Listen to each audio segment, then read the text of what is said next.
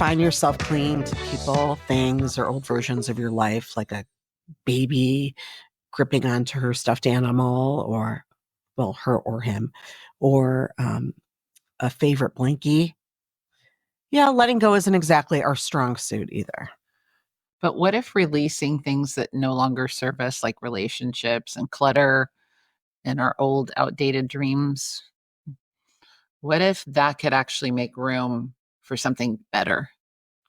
And I have a spoiler alert for everybody. It can. Today, we're diving into the messy, sometimes painful process of letting go. From cutting ties with toxic people to decluttering that junk drawer that could qualify for a historical preservation grant. We're covering it all. So grab your coffee, your wine, maybe a box of tissues, climb into the closet with us. We're going to talk about the fine art of releasing, surrendering, and moving the heck on. Sounds Yes? good. Yep. Okay. Let's do it. Welcome to the latest episode of Two in the Closet with Beth and Jen. Two friends that talk about whatever's on their mind from the comfort of the closet. How are you doing today, Jen? I'm good. And you? Good. I'm Good. doing very, very well. Good. Letting go. Letting go is key for this year. It has been a topic for me, a theme for myself, for about a year now. Now that I Letting think go. about it, I let go a lot of people in 2024.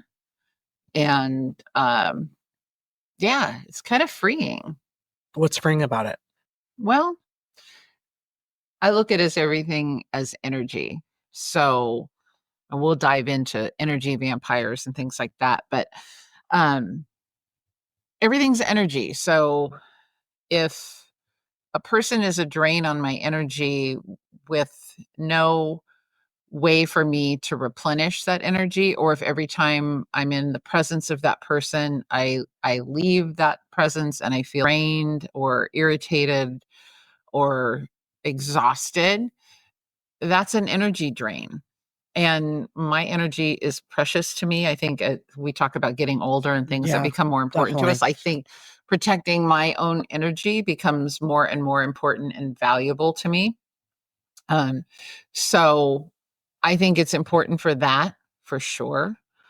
So letting go of relationships can be very kind of low level dramatic, and it can be, your Big full blown War of the Roses divorce kind of situation. drama. Yeah, and everything in between. Right. And sometimes I don't go through the process of letting go because it's easier just to kind of To avoid it, I think. yeah, and to maybe they're there in the periphery of my life. Right. But right. instead of really just saying, I need this energy to be redirected elsewhere, you just kind of let it drift. Yeah, let it go. Yeah. In a way, but not letting it go because it's still internally inside you. Well, that's the whole thing, is that because it's all energy, we are collecting residue, kind of gunk, right? Yeah.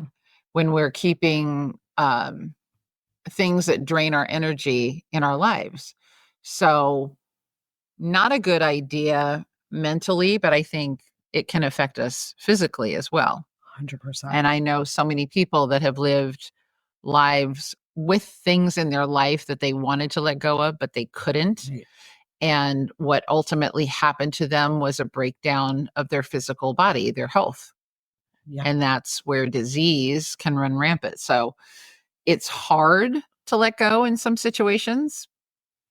But I think when you get to the point that you're clear it's necessary, you have to muster up your courage and do it. Yes, I agree. It's definitely hard to let go, but I think ultimately it kind of quiets your mind. And I don't know if that makes sense, but it having all the stuff bottled up that you haven't let go of it occupies the space in your brain that you could think about other things. and be more productive. Right. Yeah, And I think we tend to, when we hold on to things, our energy around people is different. for sure. Because I think there's Yeah, some people that could tell and some people can't. I'm very empathetic, so I can Right. So tell. am I. I can tell when people's energy, when something's bothering somebody that's putting on a face, right? Right. Um, but letting go of things, I think I am one of the biggest offenders of staying too long in a relationship, in a romantic relationship, staying too long at a job, That's number one.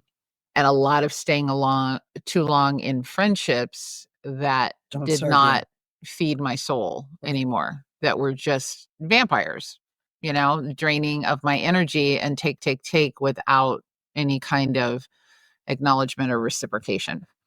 So, emotional baggage, that's another thing. So, kind of what you talked about, all the stuff rolling around in your head, all the people living rent free in your head. Exactly. And, when you think about it, those people probably aren't, well, maybe, I don't know. I guess we can't say, but thinking about it or not thinking about it. They're not thinking about it. I can almost 99.9%, whatever you're stressing on and being very contemplative or compulsive about, they aren't giving that That's 2 true. seconds time. That's the saying. We'll talk about forgiveness in a minute, but unforgiveness is drinking poison and hoping the other person dies, right? Right. That's the same thing with emotional headspace. Those people are living in your head rent free. Right. And you're spinning tales and retelling the The story circumstances and over, events. right. The story over and over and over And again. a lot of times it gets more elaborate with every telling, right? The story becomes more than it really needs. Grandiose. Right. Yeah. Like I tend to, there's a huge story at the end when really that's And I think that I think that's our ego wanting definitely to make us the good. It comes down to somebody's got to be the good guy and the bad guy and the winner and the loser. So that's the polarity of life. And so our ego gets in the will way. help color that story and retell it to us in a more favorable light for ourselves. And of course, if I tell a third party about an experience with you, and then you tell that third party your version of it, they're going to be different. Right. Even if we love each other and we're friends, we're going to have a different perspective. But when there's discord, when you're having a disagreement or a falling out or a breakup or whatever, those two sides get very, very far apart. I agree. Yeah. I agree. But the end result is clarity. Clear the clutter, not clarity, out of your head. Right, yeah. Right. But also I think it's hard to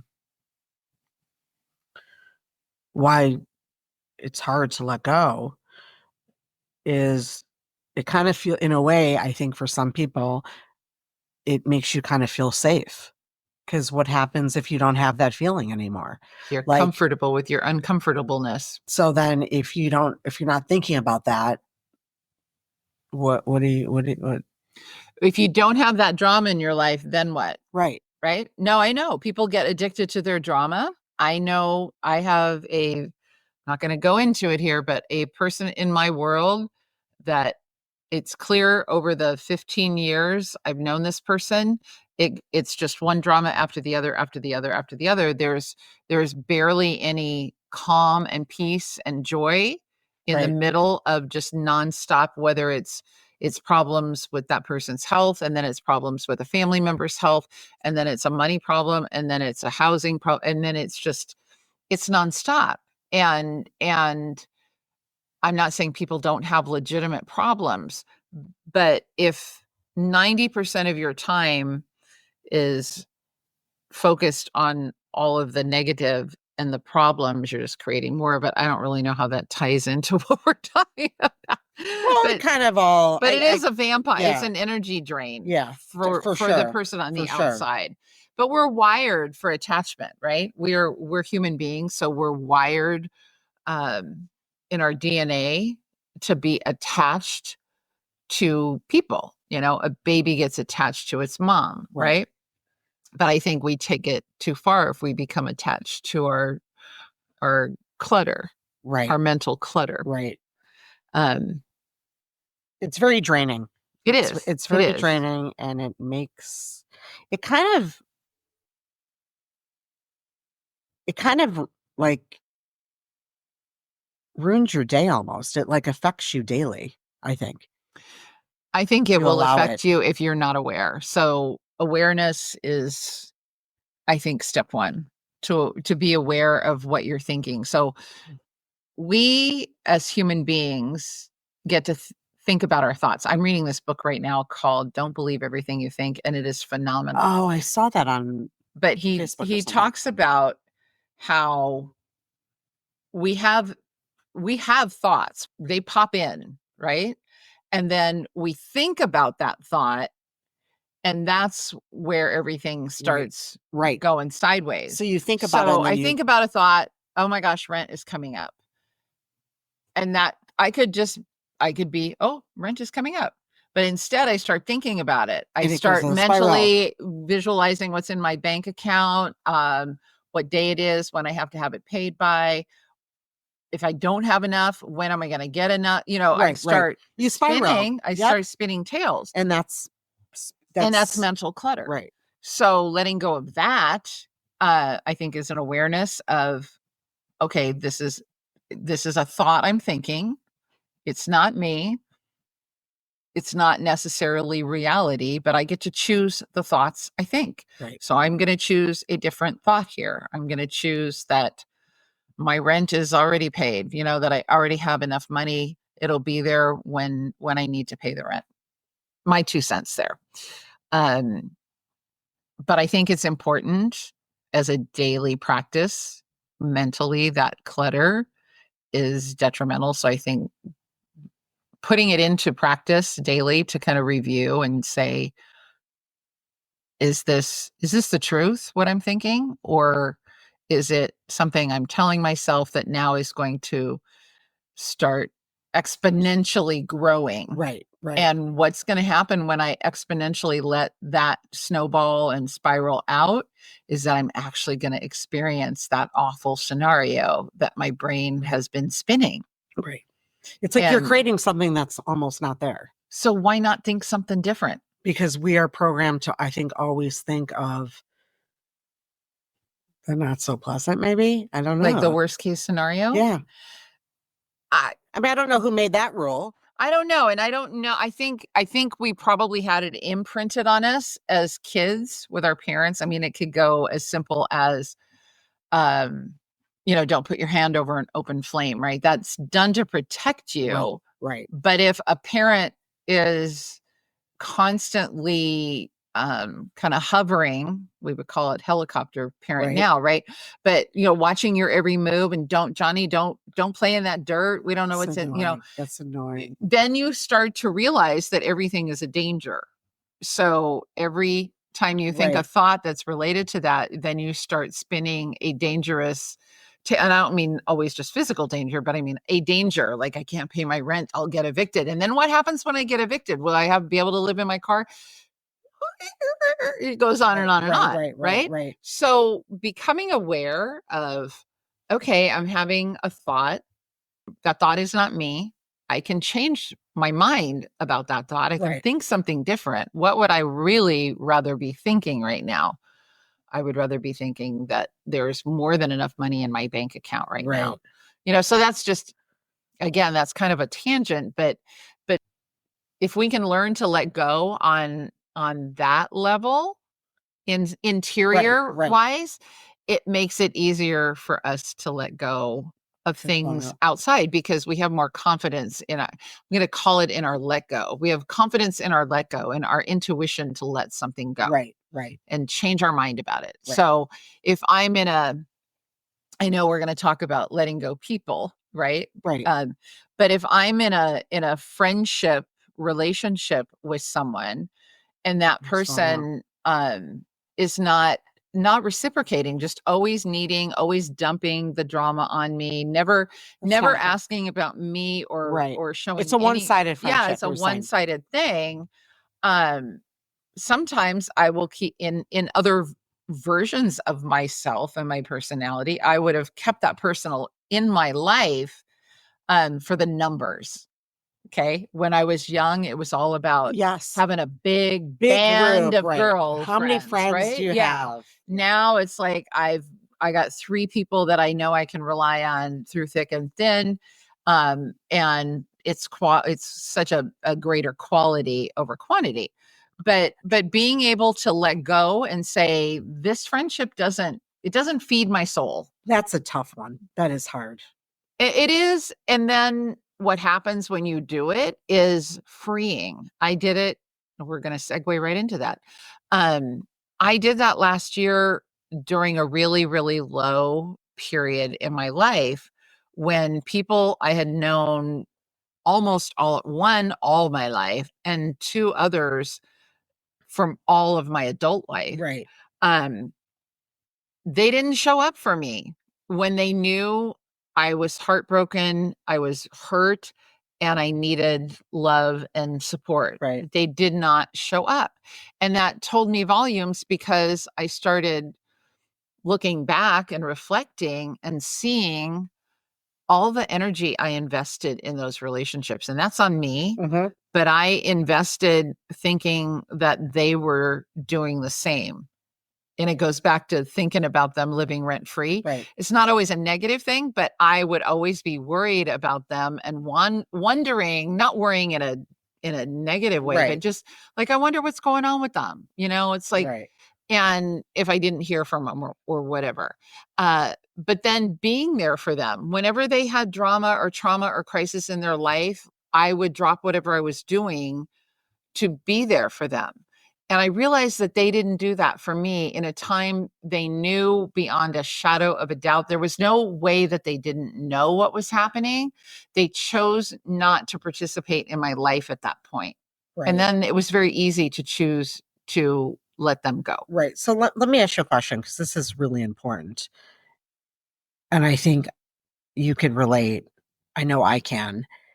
Why do we concentrate on people that are not there and not concentrate on the people that are present? I have thought a lot about that. Because when you said that, Mhm. I immediately went to who was there for you. Yeah, I get what you you're were. right. You were. Right. I get it, what you're saying, Yeah, because I do that too. But I'm wondering why we go and concentrate on people. I get it. No, I get it. I it, it, I, bo- it really I don't, it's I, uncomfortable and I don't know why we do it. I think it could, I think I have two answers to that question. One, um, there are some of us that like to fix and like to help, right? I learned a long time ago that you can't fix anybody else. And I really shouldn't be trying to fix anybody. I should be holding space for their own awareness and their own revelations and their own realities that they come to. I should just be able to be a loving space for them. I don't have to go in and say, you should do this, or let me help you do this. But Right. if they ask for help, different story. But so along those lines, I think that sometimes our ego wants to fix something for someone and go in and parent them basically, Right. and fix all of their problems or be the thing that they lean on the most. So I think that can be rooted. I'm not going to say always, but I think it can be rooted in To a the little bit ego. of ego. Um, and the other thing is, I will have to think about it because it left me. I should have wrote a note. There were two. They were like equal. It will come Yeah. to you. But I think there is sometimes in our personality uh an attachment to drama, right? Yeah. So if I'm invested in my friend's drama, and I'm, you know, all my headspace is devoted to their drama. When I become aware of that, if I become aware of it, then I can simply turn the mirror on myself and say, where do I create drama in my life Right. that I'm so drawn to the drama that they're in? Right. Instead of saying, if reach out if you need me.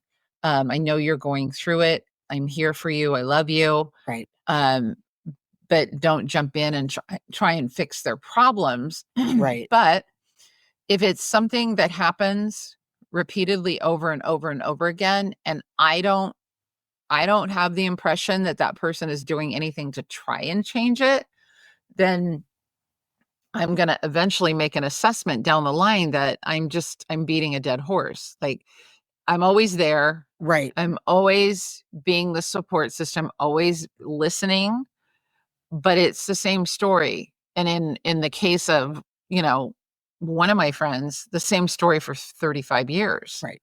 Like, it never changed. Right. And it, yeah. And and I don't know what took me so long to figure out.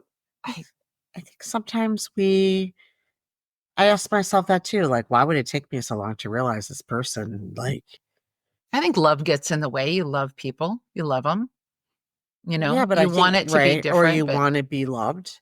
you want to be loved. And if you don't have great open communication together, um, it can be hard to communicate that I'm not getting what I need in this friendship. Right. And it would And be, I'm guilty. So no, my I am too. examples right there, I never came over to them and said, look, Right. um, This is what I need. This is yeah, what I just bothers me. basically ghosted them, which So, is not, not so admirable. isn't that, is it a you problem? It's always a me problem. But you know what I'm saying? I'm not saying it is. I'm saying No, but everything out there I've created with my own thoughts and all that. That's very metaphysical, but I create my own reality. So yeah. Yeah, it is a me thing. but I also think it goes back to it's hard letting go if you've really, like you said, this has been going on for 35 years with this certain person. You've always known, but you really were ready to do something years later. Yeah. Yeah. I always say I'm a late bloomer. So sometimes I'm a late bloomer when it comes to making hard decisions like that. Letting go is so hard, and it's Yeah. part of the ego. And now that we're talking about it, I feel like a lot of it is maybe we want to feel loved, and it's like what happens when that person is out of our life. It just seems kind of like weird, like almost a divorce or a death. Hmm. For sure. And I think the the need to want to be loved, right? Yeah. Of course, of course. But then if you want to take that a step backwards, if I had, I'll speak from my eye, Oh, okay. if I had enough self-love for myself, I wouldn't be so dependent on love from everybody else. And if I do love myself enough, I will learn healthy boundaries with people. I will have better communication with people from a place of love because I'm recognizing my own love as myself and self love. So I think, yeah, when you said you think it's you, I'm like, yeah, it is I me. didn't mean it rudely, or It wasn't taken rudely, but it is absolutely me. It is absolutely me. well, because we have a choice to keep these people in our lives. Yes. But and listen, I do it. It's hard. It is hard to let go for various reasons, like we talked about. Yeah. So it's Yeah. we all do it. Yeah. I think it's the attachment thing too, But and then there's the myth of closure, getting closure when the other person doesn't want to provide that. Because then what you have to get closure yourself. I know. And And I think that's even the hardest that thing, is letting go. hard for me. Yeah.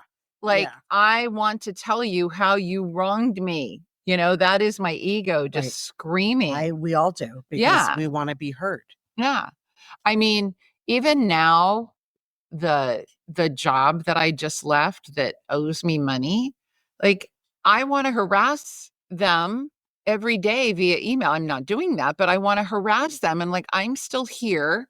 How dare you like, I'm probably not ever going to get the money, but I want him to say, I'm sorry, But and he's not going to do it. but will that make a difference on how you feel?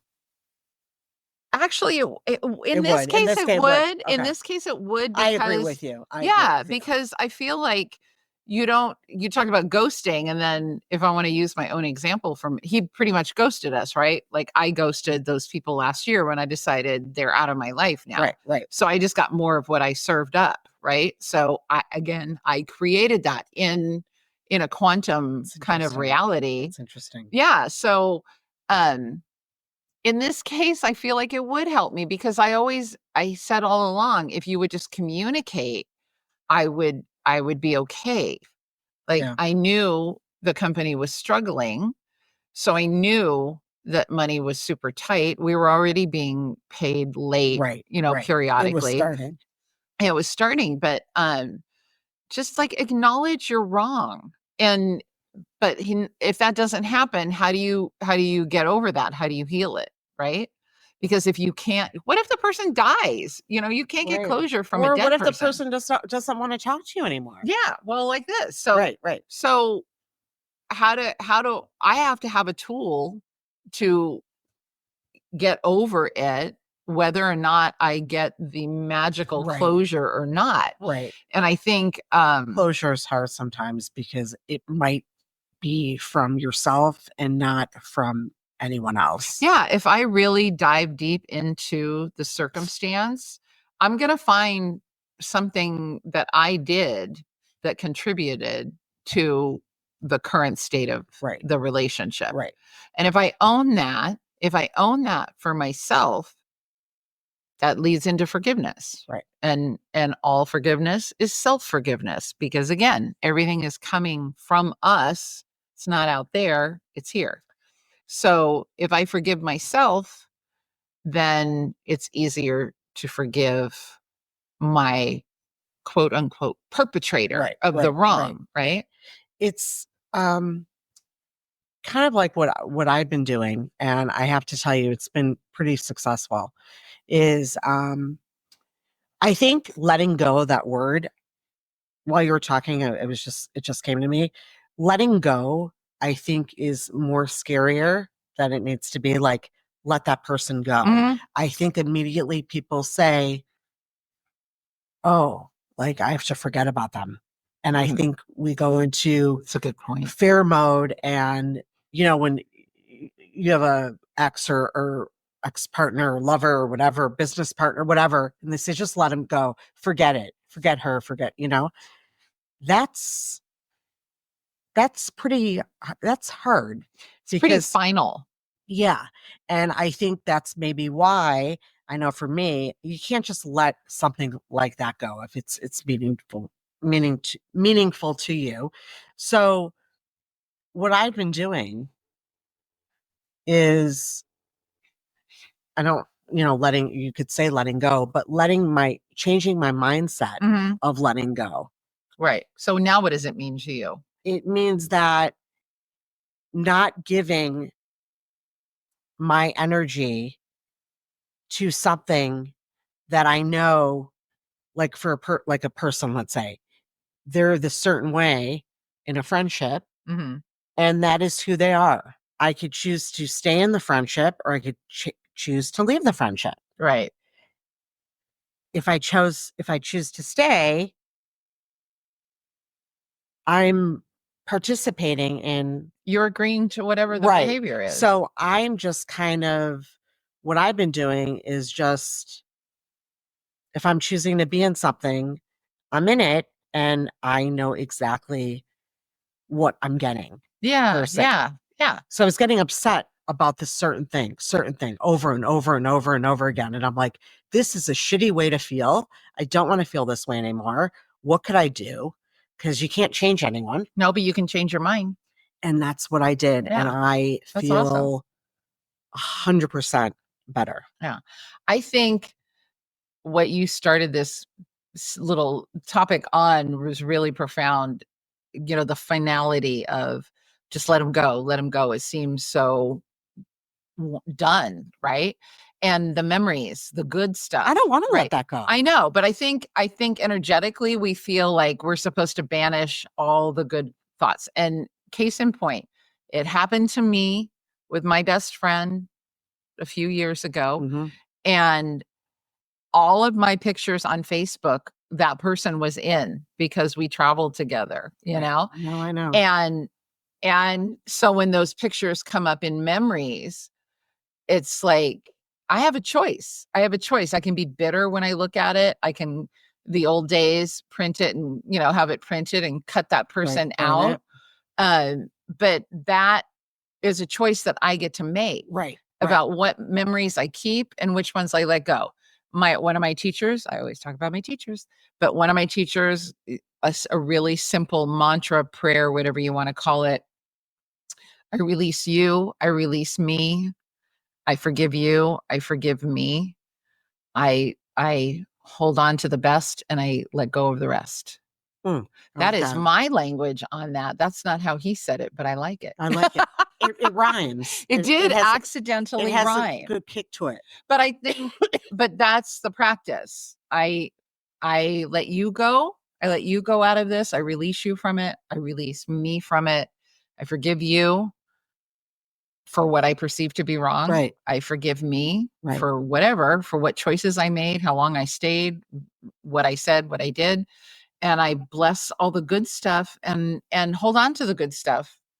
And I'm what am I, 5 or 6 years into that particular release. Yeah. And I'm just at the point where like her name could be uttered in the same room, because it was a deeply hurting, painful time. It is. It's like a divorce. I mean, but it's somebody that I thought was family. So, so it's always going to be my choice, and it's always going to be the thoughts I think and what I choose to do with them.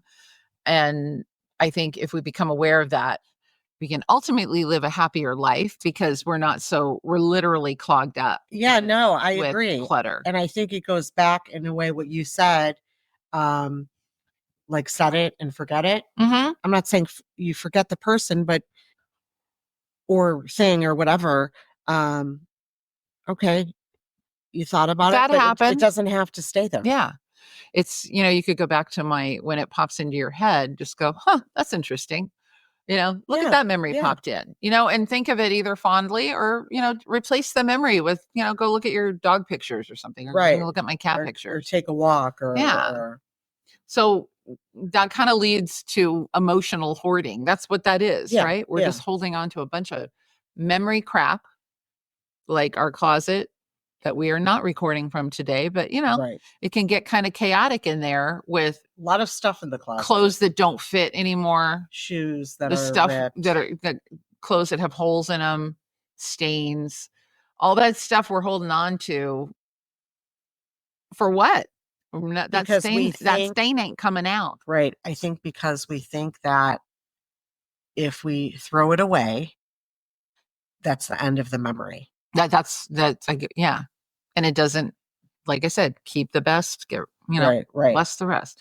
But I think that's really important because how you do one thing is how you do everything, right? Yep. So if you're collecting emotional clutter, look around your house. Your house is probably pretty cluttered. Oh my God. Your car is probably pretty cluttered. Your closet is probably cluttered. Yeah. Your desk at your office is probably cluttered and disorganized.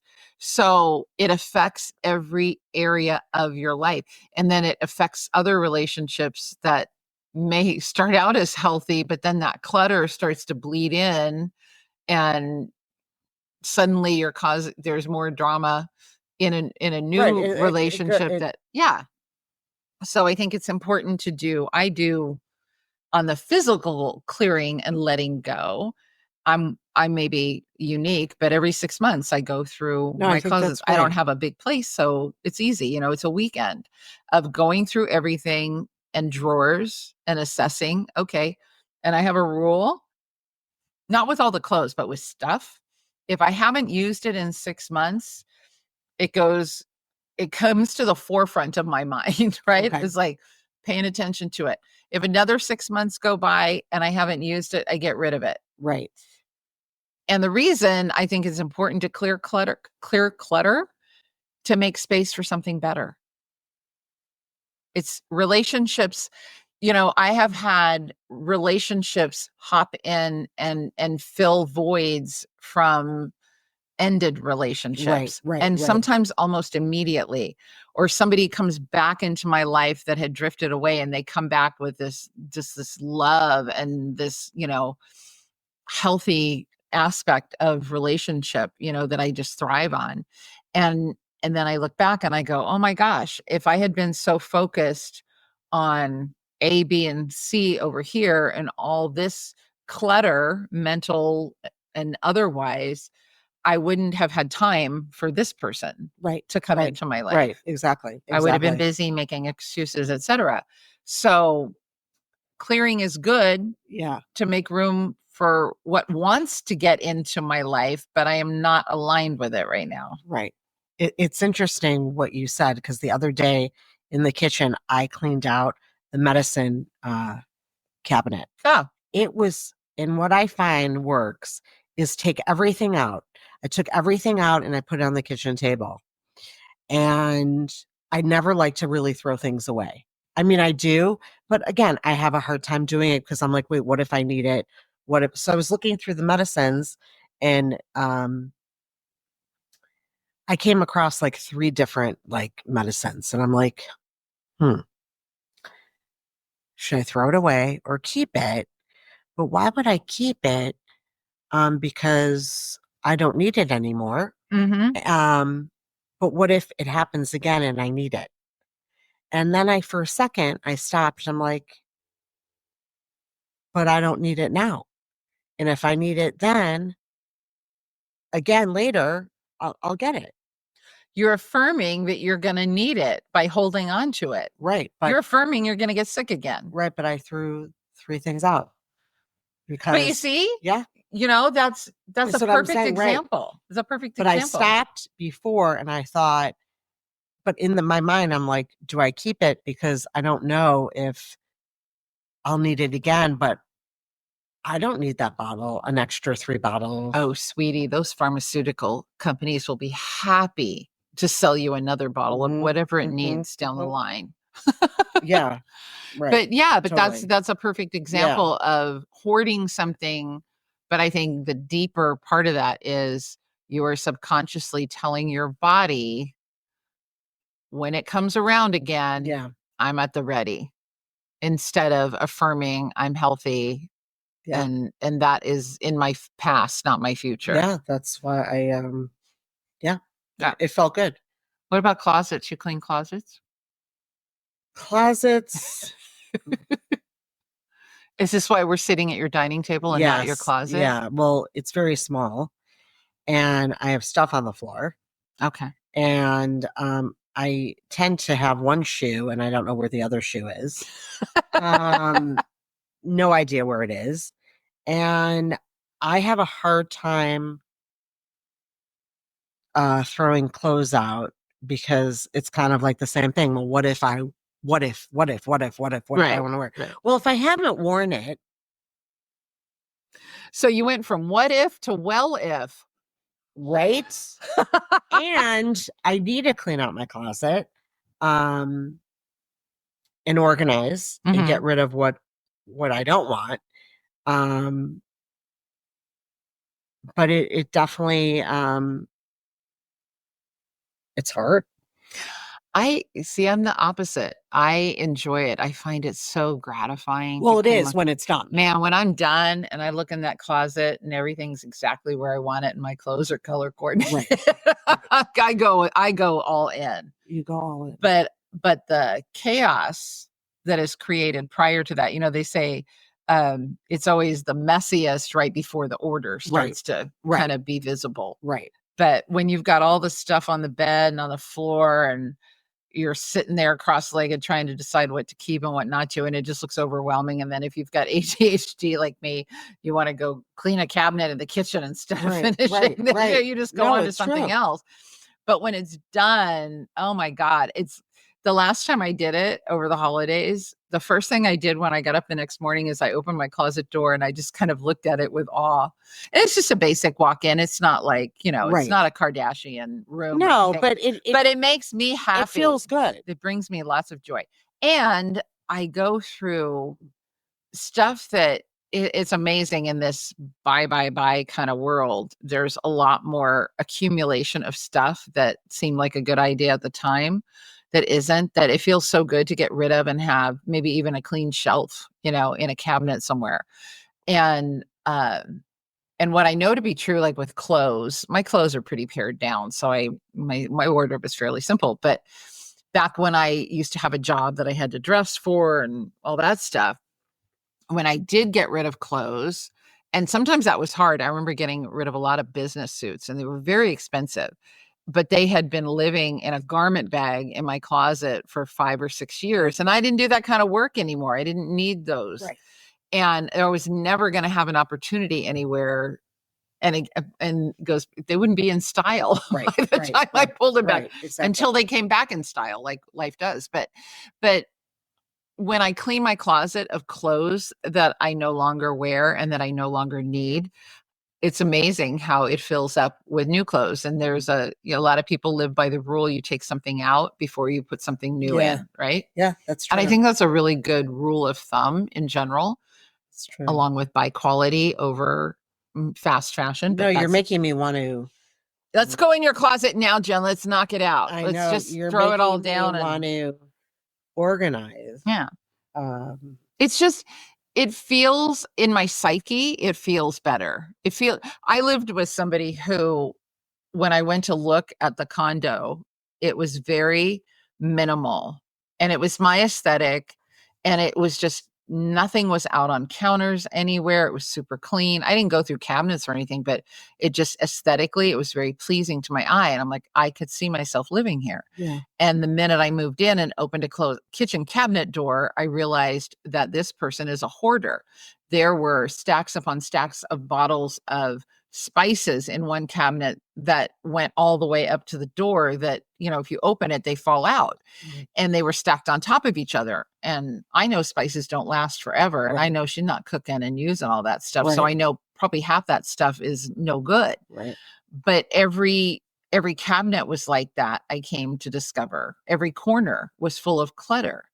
And that does a number on my energy personally. Like I can't have that. But that's somebody that can only control one thing. Sometimes that's the thing that you feel like you have control of, your stuff. Right.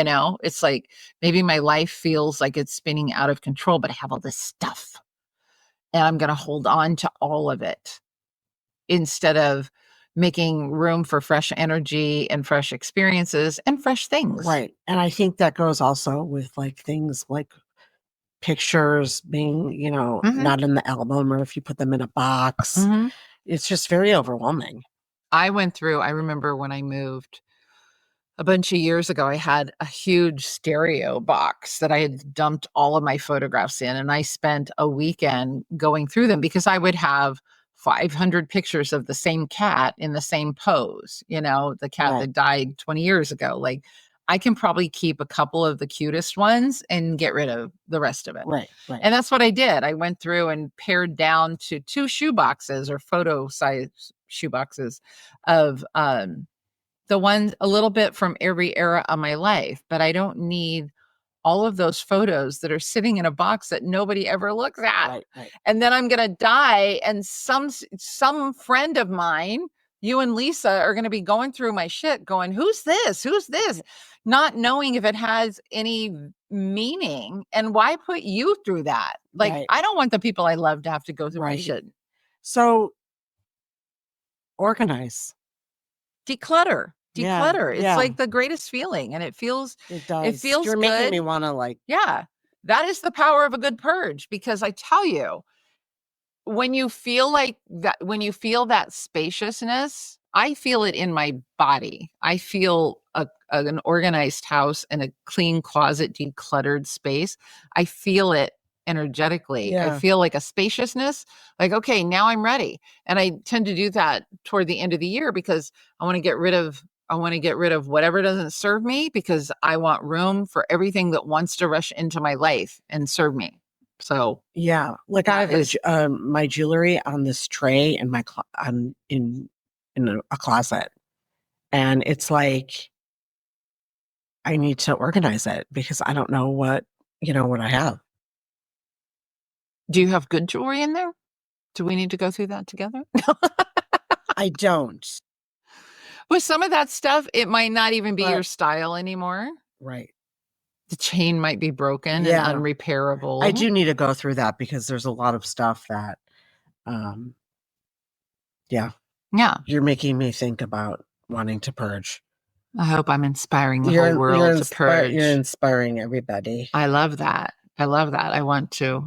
Oh, yeah, that reminds me. We did not talk about our legacy last episode. We were Yeah, going we to did. do, we did? No. Okay, we'll cut this part Yeah. out. Wow. Okay. So, the ultimate act of letting go, forgiveness. How hard? How hard is it? Mhm. Well, I think it's very hard. How do you have a process for helping yourself forgive? Forgive what, myself, or forgive the other person and let Anything, it. anything. You, them, it. Sometimes I'll write a letter and burn Hmm. it. That Hmm. helps. Or I just kind of, in my mind, just kind of walk myself through that this situation or person, whatever, is who they are. Hmm. And, I could sit and be miserable about it, or, um, for whatever the situation, or uncomfortable, or, I'm not getting what I need or what I want, or it's just not working. Um, I lost my train of thought for a You second. think about it a lot. You Yeah, go into your clearly. headspace. Yes. Yeah. I like the letter writing thing, and Yeah. I'll tell you I've why. done that Yeah. a few things, a few times. Because again, body, mind, spirit is all connected. So what you think your body listens to and makes welcome. So again, if you think you're going to get sick, you think you're going to get sick, look at that. You got sick. Your body was just listening to, there's another great book called The Body Keeps Score, and it's listening to everything Everything. and every emotion. So I like the act of writing because it's kinesthetic. It's you're thinking it, but you're actually physically writing. And you're not typing, but you're writing, And you which can is a say, big difference right, energetically. I do a forgiveness thing that I learned from this teacher, Edwene Gaines, 70 times 7. And it's a lot, but it has produced remarkable results in my life. Uh, and I think it comes from a biblical reference about forgiving 70 times 7. I think Jesus said it. Don't quote me on that. No, I not won't. yeah. But yeah, like I'm gonna ask you. Right. I don't know anything about that. You're Jewish. Yes. Um, but where you forgive somebody 70 times and then do it 7 more times, right? Wow. And I do it in a journal, and I write, I I really should be doing I forgive me for thinking that, Right. or Right. believing Right. that Right. or feeling that. But for the sake of this, I forgive I forgive my former employer for not paying me. I forgive my former employer for not paying me. I forgive my former employer for not paying me, and I'll use his name in my journal, but I won't do it here. Wow. But yeah, so 70 times in a journal. So it's really important. Number one, make it a short statement because you're writing it 280 Right. times. Right. Right. Right. Right? No, 640. What am I saying? 70 times 7, right? That's 640 times, right? Yeah. So you do not want it to be a novel Right. that you No, have to you want it write to be over and over short. again. But I have heard and I have experienced miraculous things. I did that toward an ex a bunch of years ago, and he reached out to me on Instagram out of the blue. We weren't friends there. We weren't following each other or anything. And out of the blue, he sends this email or private message telling me that he realizes what a jerk he had been in our relationship. And he had come to the realization that I was what he had wanted all along. And he just didn't have the emotional maturity to rise up to the level where I was, Right. where I was comfortable being in a relationship. He couldn't get there. Right. And after all these years, he realized, oh, you're what I always wanted, right? But that happened the day after I finished the 70 times 7 practice. I did it for 7 days. So 70 times 7 times 7. So a lot of writing. I've heard stories of people that were owed money, and then out of the blue a check shows up in the mail, like no warning, no. So there's a lot of benefit from letting go of crap via forgiveness. And anybody should be 100%. excited about that process because it does work. And if there's something that you're really struggling with, maybe your mind can't wrap itself around actual forgiveness, but your body is telling a notepad over and over again that you forgive, that you forgive, that you forgive. And your body is going to take on that feeling tone of forgiveness, and your heart is going to catch on, and you're going to be in coherence, and you're going to can forgive. Right. Yes. Yes. And also, this just recently happened. I not forgot something, but I kind of let something go, like changed my mindset Mhm. about it and felt okay about um, choosing what I did. And it kind of came back with this person. Um, and I feel like there's no anger or nothing ill-willed Mhm. um, about it. It just, there was space Yeah. and it kind of like came back together, but not. Does that make sense? Is the relationship still present? What do you mean it came back together? Well, I guess I feel like there's nothing, there's no, there's acceptance. No ill will. Yeah. I love that because becoming unbotherable, Yeah. bothered, unbotherable. Yeah, that's what I'm trying to say. When something ceases to bother you, you know you've healed it. So if I look back, if I Interesting. look back on friendships that have gone by the wayside, if I still have a charge about it, and there are some that I still do that I'm still processing, but like the one that mentioned, from 5 or 6 years ago, I'm finally at a place where that name could be said or that face could show up in a Facebook memory, and I don't feel a pang of some sort of thing, Yeah. right? Yeah. That's how I know I'm healed. That pain Yeah, in that your chest. you gasp or Yeah. or Yeah. there's an expletive in your head that pops in, like that's how I know I'm done with that. Right. But life is an onion, right? So there's going to be more layers to get Right. peeled off. Peel There's it. more people that I'm going to let go in my life before I'm over Right. with this journey, and Course. people that will let me go. Of course. But I think for me, it's important when that happens to recognize it, process it as naturally and organically for me as I can. I think that the 70 times 7 thing is such a great tool. I'm going to use that tonight when I get home. Yeah, no, Um, and but I I like think that. I think I'm gonna use it too. the faster you can move through it, the kinder you are to your own body and soul and mind. And again, it's making room for something else better that wants room in your life that there's no space for right now. Yeah. Yeah. I agree. So it's a gift to yourself not to hold on to it because again, right, circling back to the beginning of this conversation, it's like drinking poison and hoping that person feels it and suffers. They are not. This is not going on in their head.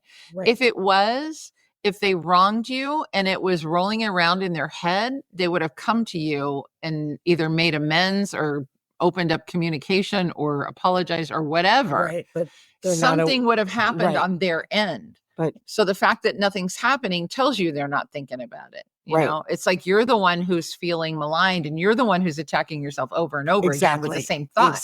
Exactly. So it's, again, it is me. It is all me. If I'm continuing to think that thought, that's my choice. Right. That is It's your my choice to suffer. Right. Yeah. That's crazy. Yeah. But we What do you get think about it? Yeah. It's peace and tranquility is so underrated because the whole world operates on crisis in the Middle East, crisis in Washington with our government, crisis here, crisis there.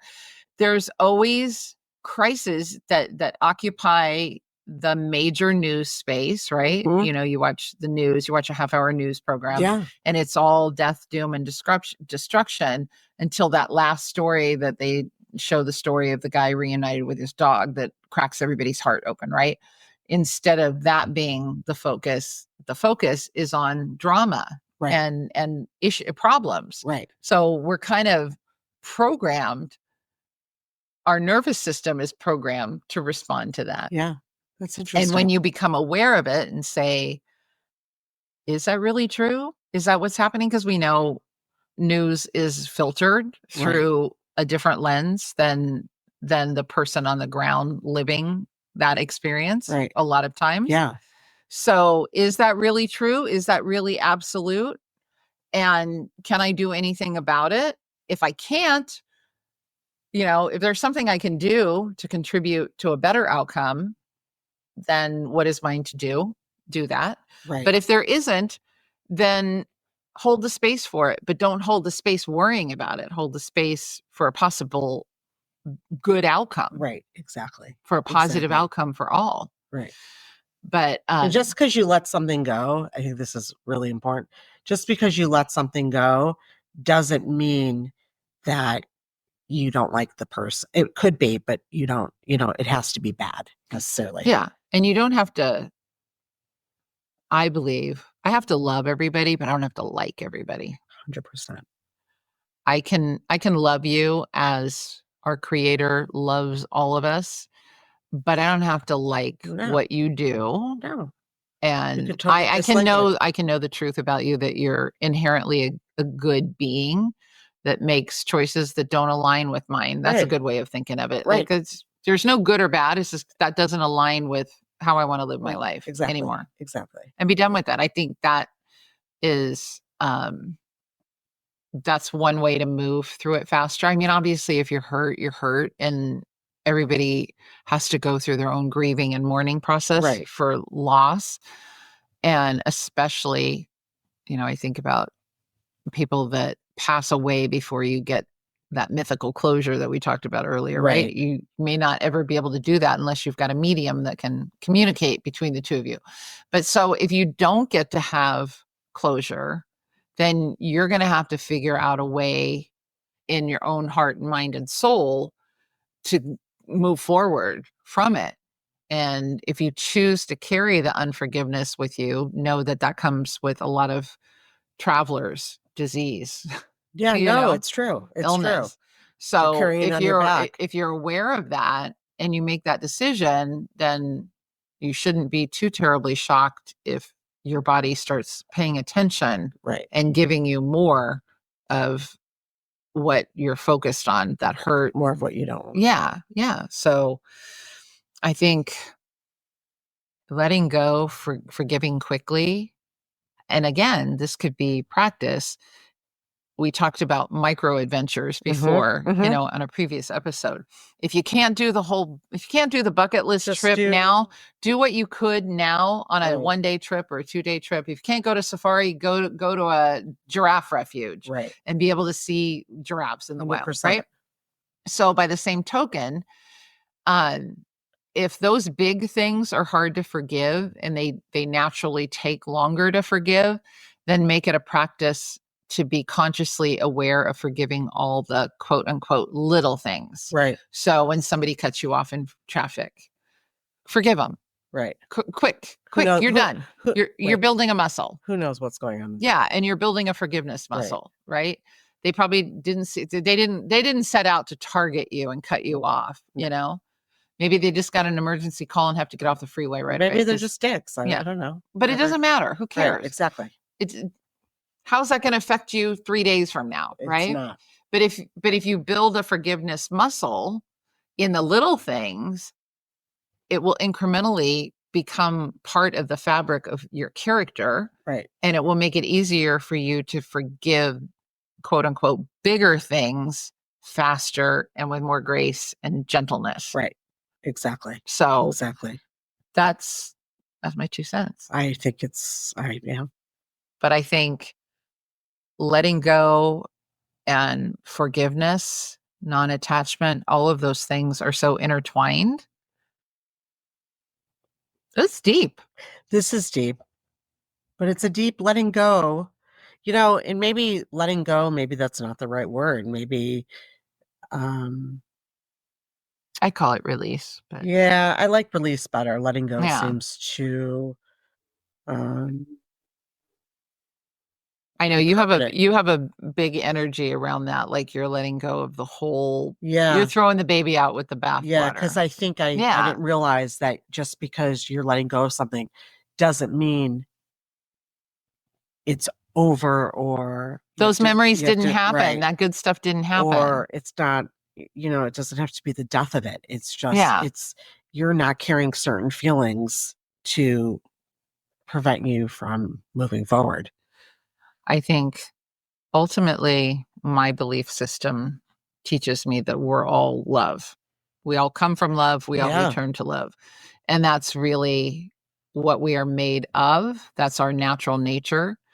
And our natural nature forgives. Yeah. People are what we can consider to be slights against us.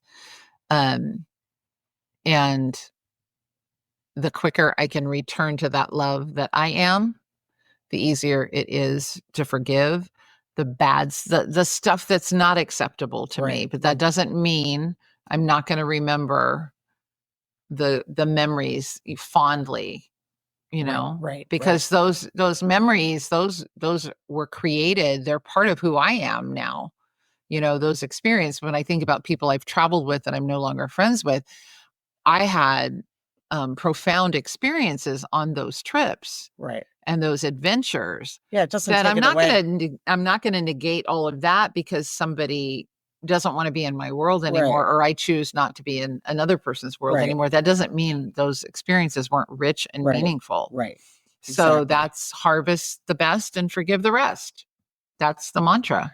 I think that is perfect. And it's a great way to end. I agree. I agree about letting it go, letting it I'm going to let this podcast go. That's right, motherfucker. But forgive often, quickly, practice it. Practice decluttering and making space. That's it. Yeah. And so let's all go clean our closets. Mine's clean, but I'll help you with yours. Okay. Sounds good. All right. This has been fun. Totally. All right. So this is Beth. This is Jennifer.